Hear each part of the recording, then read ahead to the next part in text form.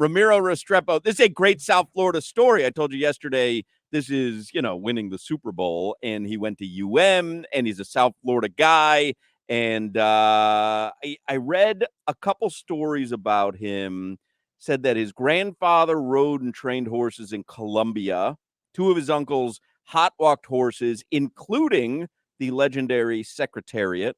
And Ramiro Restrepo's parents moved to Miami, and Ramiro grew up going to races at Gulfstream Park, a place that I love, and he is with us now. Hello, Ramiro.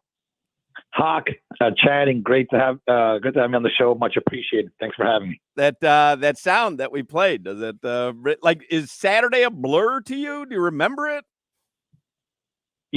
Up until that moment where you saw me lose my mind, I mean, I was pretty present in the moment and just under control, but no one prepares you for that kind of situation.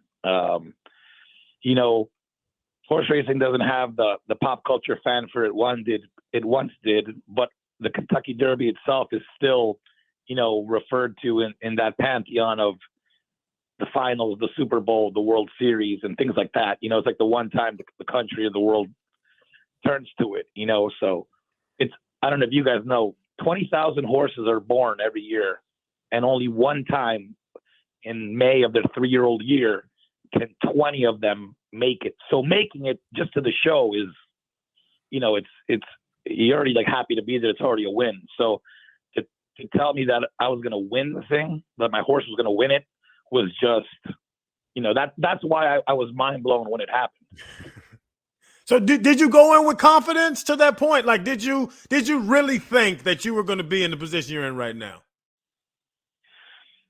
So I'm glad Channing asked that question, because it's something that an athlete would know more than anything.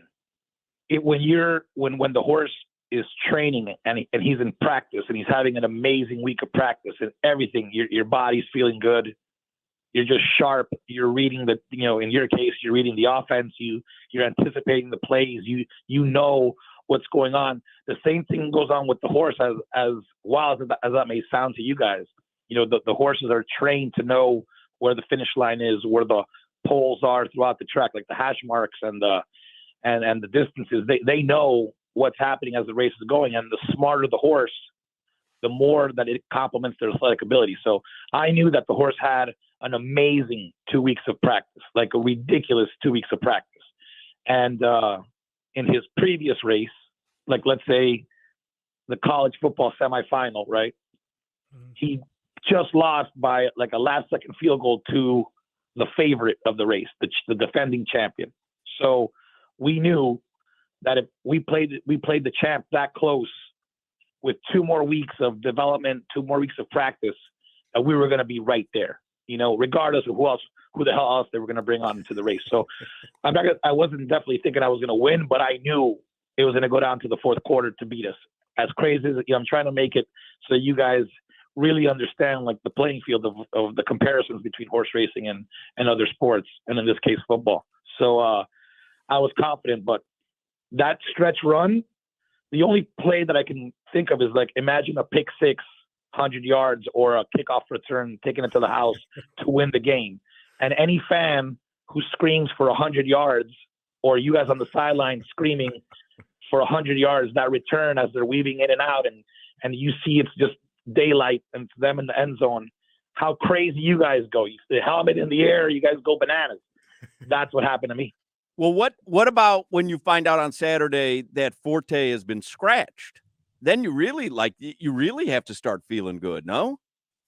Oh, I mean, I felt terrible, because who doesn't, like, as an athlete, you're, a representative of my athlete, of my horse. You want to run against the best. Who doesn't want to play against the best? You're like, you don't want to, like, I remember when I was an undergrad, Miami Hurricanes played VTech, and Michael Vick was hurt, and we beat VTech that year with the backup, and it was like, we really wanted to whoop them, but with Vic, but we took the W, So same thing in this case, Right. Yeah. We took, you have to play with who you play. Like, they trot out on the field, whoever's there, and it is what it is. And I felt terrible for the connections. They're great people, and obviously it's a great horse. But still, there's still 19 other horses that are top notch, and you still have to bring your A game. So it was awesome for it to all come together. Ramiro Restrepo is with us. He's one of the owners of Mage, who won the Kentucky Derby on Saturday. Have you announced if Mage is going to run in the Preakness? And if you have not, would you like to announce it here? Well, imagine, the only thing I could say is imagine if you had a Super Bowl on a Thursday and you have to play in the Super Bowl again on a Sunday. And that's kind of what's happening here, where that 2-week turnaround in our horse terms is asking something that they'll never have to do again in their lives. And that adds to the allure and the mystical nature of this Triple Crown. And if it's ever done, it's why it's such a big deal, because you're asking them to do something they've never done before. We just want to make sure that he has a great week of recovery and practice this week, and then be able to make that decision like on Friday. And speaking of the preparation, yeah. Oh, I was going to say, speaking of no, maybe he wants to break news. Go ahead. Go ahead. You want to break news? No. But if everything goes according to plan, how he's looking so far, we'll be running in it for sure. All right, there you go. I mean, there's a little bit of a tidbit. A little tidbit there, Crowder. Well, remember, with the preparation, Mage and Javi, I heard you yelling their name, or Papo, as you call him, I've seen. But like, not to knock you, they're doing all the real work. You're in the background. I know you're a co-owner. What is the hardest part for the owner? Like, leading up to this, to get to this point, what's the most difficult part for you? You're spot on. I'm not the player on the field, and I'm definitely not the coach. We have a head coach for that. And I try not to be Jerry Jones and go down to the field too much and take over and try to take over. But, for my sake, I'm really just a passenger at this point, 100%, but I am involved in the decision process, clearly, like any owner would. But I'm hands off in that regard. I try to be more Robert Kraft than Jerry Jones, man. But it's just the anxiety, the anticipation, and just wanting everything to go according to your plan. Your health, their mindset, and their energy. You want to make sure they're feeling good and that they're ready to put forth another big effort. It's hard to wrap your head around it. I Crowder and Solana know, I've invested in racehorses over the years. My friend Gary runs Little Red Feather, which is a racing syndicate in California. Yep. And and we've had great fun. I had a couple of winners with Billy Big, who was a horse from Ireland, but I don't think, never a race with stakes, and then you turn it into the Kentucky Derby. Like, just watching a simulcast on TVG, watching one of my horses, and you get this rush of excitement. I cannot imagine, obviously you've grown up around horse racing, but I just can't imagine what's going through your head Saturday as Mage is coming on the outside. Who is it? Two Phils, I think, was in the lead. I mean, are you really processing what's going on? Like, I'm just like, you're in this moment where it's going to change your life. If Mage continues running at that speed, it is going to change your life forever. You're going to be one of the few Kentucky Derby winners. Are you really able to process it as it's happening? No. And that's exactly why even my cadence and my crescendo and my cheering just starts like going to an out of body experience. You absolutely lose your marbles. You lose it. You lose it. You don't even know where you're at. You forget that you're like in a blind. Everything is blurry, and you're just in a zone looking at your. We treat our horses, these racers. We treat our horses better than other family members, than one's child. Like, these are our kids, and you put them before any other expense. So you invest so much in them, you definitely develop an attachment to them. And then when they're laying it down for you like that, at that level, I mean, that video of me screaming is about as genuine of raw emotion as could be. And I absolutely lost my mind. And well, deservedly so, though. Yeah, for sure. I mean, you should.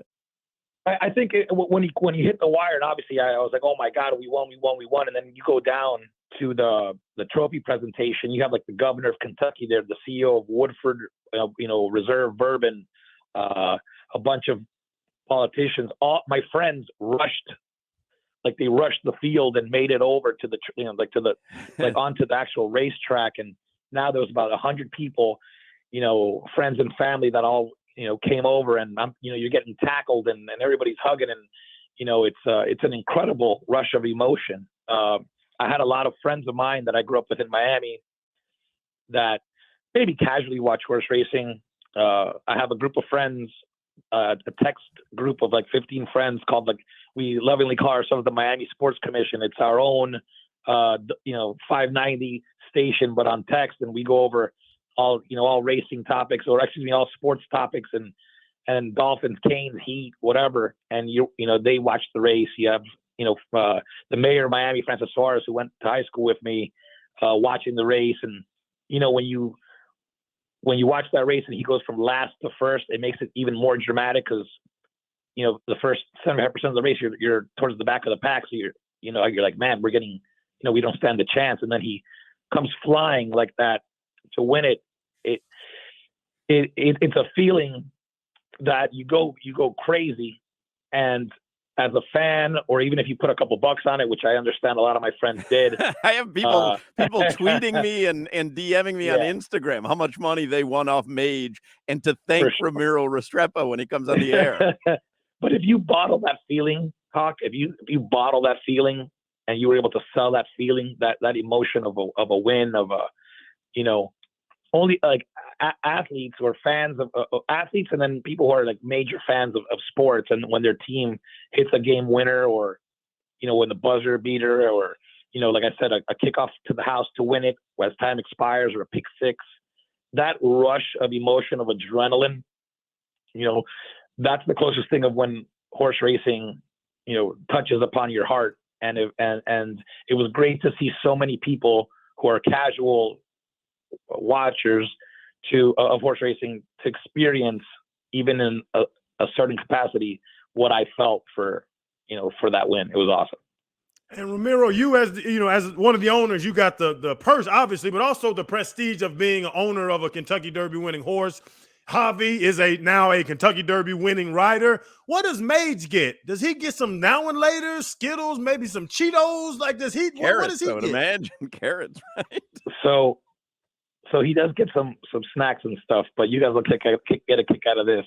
As being what we call a grade 1, which is the highest level of racing, Kentucky Derby winner, he has now solidified his future, that in the next year or two, when he's done racing, he gets retired to a farm where for the rest of his life, he will get paid, or whoever keeps him, he'll get paid to sleep with 200 to 250 of the most beautiful women for 6 months out of the year, 3 times a day, getting fed nothing but highest of the gourmet meals, and getting bathed and fed and hooking up with girls for the rest of his life. So he earned himself the life of a king for 20 plus years in the near future. It's like Coming to America. Like, he's got wipers, he's got, but that's where I was telling Crowder, like, that's an annuity, right? So you win the Kentucky Derby,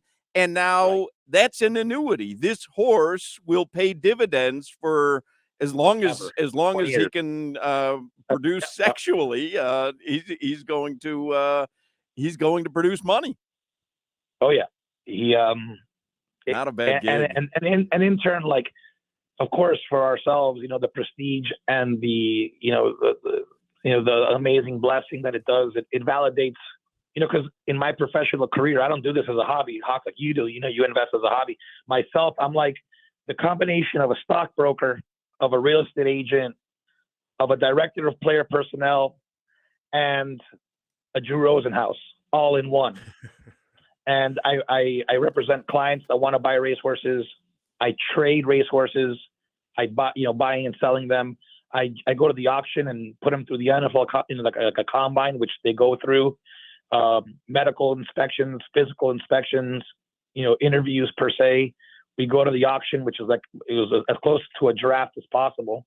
You have salary caps of what you're able to spend on to buy these things. And after all that work, you hand them over to the head coach, they train them, and then the horse performs in these races. And when they get to this level, the amount of satisfaction and validation to oneself that you made it, that you did it, is priceless to oneself. And then, you know what I mean, the validation of new opportunities that come up from it, and an achievement to do what only to join a club of 149 other of the most successful people that have achieved the holy grail and such an important achievement in our sport. Pretty amazing. Yeah. Where'd Mage come from? Where'd the name come from? Crowder's been bugging me since Saturday. Sure. So his grandmother is Glinda the Good. His grandmother, Glinda the Good, is the Good Witch in the Wizard of Oz. And his father is Good Magic. And Mage means magician. So I just felt it was a name that was in line with the family trait, But if I would have been on the station, I could have called him Crowder, for God's sakes, if I knew any better. But maybe for the next one.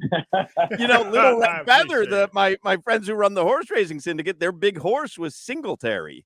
This was years ago, but Singletary was named after Mike Singletary, the former Chicago Bear. For sure. Yeah, it was. I'm actually supposed to be on Billy's podcast at 3 p.m. Pacific today. So I got you before Billy Koch? You got me. I mean, it's already a dub. Who cares that I didn't have money on Mage? I got the dub. I beat Billy Koch to Ramiro Restrepo. How about that? A win's a win, baby. I mean, just a couple of horse owners here chopping it up, Crowder. Me and Ramiro Restrepo. Yeah, it's what's happening here. I was told by Gary that when we've had a horse run a couple times at Gulfstream, that if the horse wins, just run down there to the winner's circle, talk your way in, you'll be in the picture. And I was like, okay, at Gulfstream, I could probably pull that off. You're telling me your friends pulled that off at the Kentucky Derby? So they run. So there's the dirt course where they run the Derby, and then the celebrations on the next court over, always on the turf. So they made it right to the border where all the state troopers were lined up. So when I got there, they all started jumping on top of me, and I don't know if it was to kind of give the state troopers a clue that they knew me and to get in, or if they were really wanting to show me love for winning the race, and they just wanted to get out on the celebration. That's so great. Yeah, it was pretty cool, man. It was an amazing feeling to, at that moment in time, what's better than to get love from your friends and family that's there with you. I mean, to share that in experience with them, and then to get flooded with text messages, FaceTimes, DMs, and all this from friends and classmates you haven't heard from forever, people that I worked with back in the day, just from all aspects of Miami. It was unbelievable to have that kind of love shown back to you. You know what I mean? It's a really special feeling indeed, to share with people that you hold in great regard, and that energy being exchanged between yourself and friends and family is just priceless. And I don't know much about horse racing. Hawks my end. Do y'all like each other? Because you just took a lot of damn money and prestige out of all the other owners' pockets. Are they happy for you? Well, our ownership group that I put together a group to buy this horse, so that and I strategically made sure that all the partners on our end were all of like-mindedness, so that we could, it would be as smooth as possible. So amongst our group, we really get along well. But you're right. Channing, there's a lot of respect. Our sport is hard, man. Is really hard to have top level success, and everybody, anything that is wins and losses.